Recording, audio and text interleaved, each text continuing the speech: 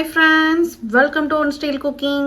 நாம இன்னைக்கு பார்க்க போற ரெசிபி என்னன்னு பார்த்தீங்க அப்படின்னா சூப்பரா அதிரசம் எப்படி ஈஸியா அது மட்டும் இல்லாம உடைஞ்சு போகாம எப்படி சுலபமா செய்யலாம்ங்கறத கரெக்ட்டான அளவுகளோட பார்க்கலாம்.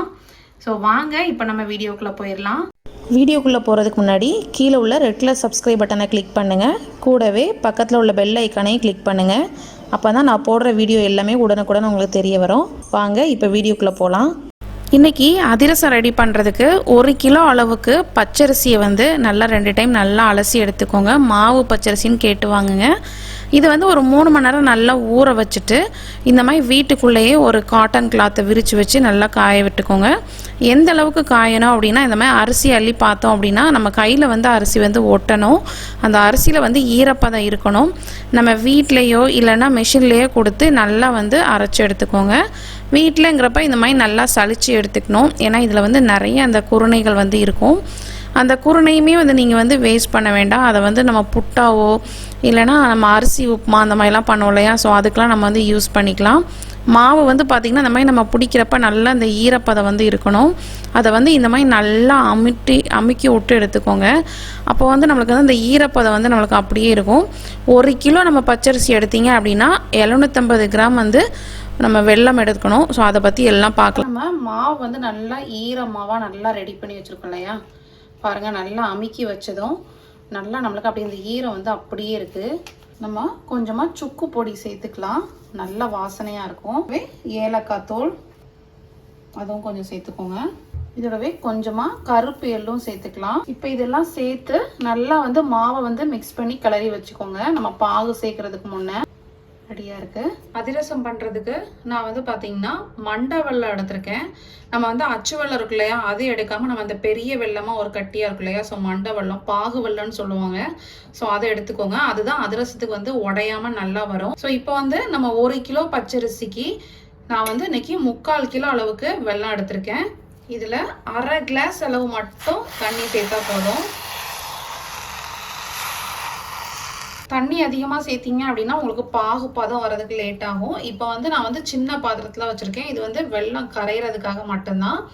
அதுக்கப்புறம் நம்ம இந்த பாகு கலர்றப்ப நம்ம பொங்கி வரும் இல்லையா, ஸோ அதனால் கொஞ்சம் பெரிய பாத்திரத்தில் பண்ணிக்கணும். இப்போ இந்த வெல்லம் நல்லா நம்மளுக்கு கரையட்டும். இது பாருங்கள் நல்லா பாகு கொஞ்சம் திக்காக இருக்குது. நம்ம மிக்ஸ் பண்ணி விட்றப்பே நல்லா நம்மளுக்கு டிஃப்ரென்ஸ் தெரியும். இப்போ நம்ம இது மாதிரி பாகு செக் பண்ணிக்கலாம். பாருங்கள் இந்த மாதிரி நல்லா ஒன்றா சேர்த்து நம்ம கையால் எடுக்க வரணும். இப்போ கையில் எடுக்க வருது, ஆனால் அந்த உருட்ட முடியல பாருங்கள். இன்னும் ஒரு நிமிஷம் நம்ம மிக்ஸ் பண்ணோம் அப்படின்னா நம்மளுக்கு அந்த பாகு கன்சிஸ்டன்சி கரெக்டாக வந்துடும். இப்போ நம்மளோட பாகு பதம் கரெக்டாக வந்துருச்சு. இப்போ நம்ம எடுத்து செக் பண்ணி பார்த்தோம் அப்படின்னா பாருங்கள் இதை நல்லா ஒன்றா திரட்டி கைகளால் எடுத்து பார்த்தோம் அப்படின்னா நல்லா உருட்டு பதம் மாதிரி வருது பாருங்கள், கரையலை. ஸோ இதுதான் கரெக்டான கன்சிஸ்டன்சி. மாவு ரெடியாக இருக்கு இல்லையா, ஸோ மாவை கொஞ்சம் கொஞ்சமாக நம்ம பாகில் கொட்டி நம்ம மிக்ஸ் பண்ண போகிறோம். பாகு ஆறுறதுக்கு முன்னே அந்த சூடோடையே நம்ம மிக்ஸ் பண்ணிக்கணும். கொஞ்சம் கொஞ்சமாக போட்டு மிக்ஸ் பண்ணிக்கோங்க. இதுக்கு கரண்டியோட பின்பகுதி இருக்கு இல்லையா, ஸோ அதை வச்சு இந்த மாதிரி நல்லா மிக்ஸ் பண்ணிக்கோங்க. அளவுகள் கரெக்டாக எடுத்தீங்க அப்படின்னா நம்மளுக்கு ரொம்ப பர்ஃபெக்டாக வரும். அந்த பாகில் மாவு போட்டு மிக்ஸ் பண்ணுறேன் இல்லையா, நீங்கள் மாவுலையும் இந்த பாகை கொஞ்சம் கொஞ்சமாக ஊற்றி கூட நீங்கள் மிக்ஸ் பண்ணலாம். இப்போ இதே மாதிரி மற்ற மாவுகளையும் சேர்த்துக்கோங்க. இப்போ மாவெல்லாம் சேர்த்தாச்சு. அதே மாதிரியே நல்லா மிக்ஸ் பண்ணிக்கோங்க. சூடு ஆறிடுச்சு அப்படின்னா பாகு உங்களுக்கு கட்டிப்பட்டுரும். அதனால் இந்த சூட்லேயே நம்மளுக்கு மாவு நல்லா வெந்துடும். நல்லா நம்ம மிக்ஸ் பண்ணியாச்சு. இந்த அளவு கரெக்டாக இருக்கும் நம்மளுக்கு. இப்போ பார்க்குறதுக்கு உங்களுக்கு கொஞ்சம் தண்ணியாக இருக்க மாதிரி இருக்கும். ஊற ஊற நம்மளுக்கு ரொம்ப சூப்பராக இருக்கும். இந்த மாவு நல்லா நம்மளுக்கு ஒரு நாளில் இருந்து நம்ம ஒரு வாரம் வச்சு கூட நம்ம சாப்பிட்லாம். ஸோ அதனால் நல்லா ஊற ஊற நம்மளுக்கு இது நல்லா திக்காயிரும். மேலே மாவு காஞ்சிடக்கூடாதுங்கிறதுக்காக கொஞ்சமாக நம்ம நெய் சேர்த்துக்கலாம். நெய் மட்டும் மேலோடி நல்லா அப்ளை பண்ணி விட்டுக்கோங்க. இது மேலே மாவு மேல் மாவு காயாமல் இருக்கும் நம்மளுக்கு. இது நல்லா ஆறுனதுக்கு அப்புறம் தான் நம்ம மூடி வைக்கணும். நம்ம சூடாக இருக்கப்பே மூடி வச்சோம் அப்படின்னா அந்த வேர்வை துளியெல்லாம் பட்டு நம்மளுக்கு மாவு வந்து கெட்டு போகிறதுக்கு நிறைய சான்ஸ் இருக்குது. இப்போ வந்து ஒரு 2 நாள் கழித்து நம்ம எப்படி இருக்குங்கிறத பார்க்கலாம். இப்போ அதிரசத்துக்கு வந்து நம்ம மாவெல்லாம் ரெடி பண்ணி ஒரு நாள் தாண்டி ஆயிடுச்சு. மாவு நல்லா செட் ஆகி வந்திருக்கும். நம்ம மேலே அந்த நெய்யெல்லாம் ஊற்றணும் இல்லையா, அதனால் வந்து நல்லா காயாமல் உங்களுக்கு பார்த்தீங்கனாலே தெரியும் நல்லா சாஃப்டாக இருக்குன்னு. ஸோ இது வந்து கரெக்டாக இருக்கும் நம்மளுக்கு.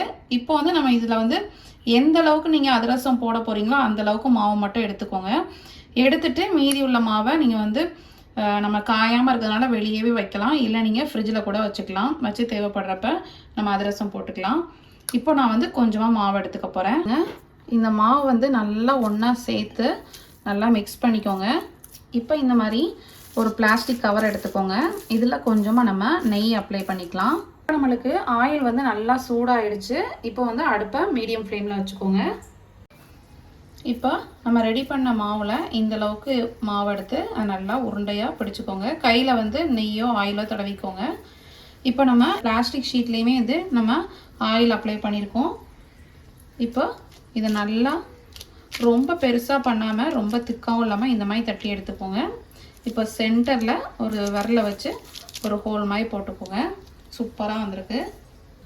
அதிரசம் போட்டுடலாம்.